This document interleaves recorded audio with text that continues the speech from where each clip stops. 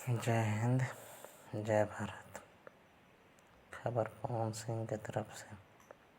पहला खबर, लहंगवा लस करता 10 दिन में 30 मिलियन यानी 3 करोड़। दूसरा खबर बा चिंटू पांडे जी की तरफ से।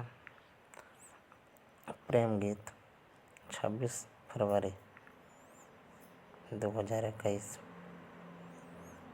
लॉन्च होता यूपी, बिहार, झारखंड में।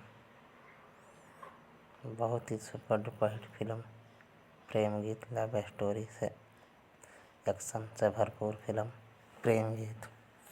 तीसरा खबर बा पवन सिंह की तरफ से। छलकता हमरो जवनिया ए राजा। राजा भोजपुरिया के सॉन्ग रहे।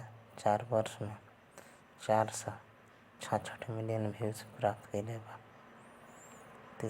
चौथा खबर बा पवन सिंह की तरफ से। राते दिया बुता के क्या क्या किया सत्या फिल्म से सॉन्ग लिहल गई रहे। गाना के 437 मिलियन व्यूज प्राप्त कैले बा मात्र 3 वर्ष में। इस खबर जान के रुआ समझ के अच्छा लगे हमारा चैनल सब्सक्राइब करी, लाइक करी, कमेंट करी। ऐसा ही खबर जाने खातिर चैनल को सब्सक्राइब करी, लाइक करी, कमेंट करी।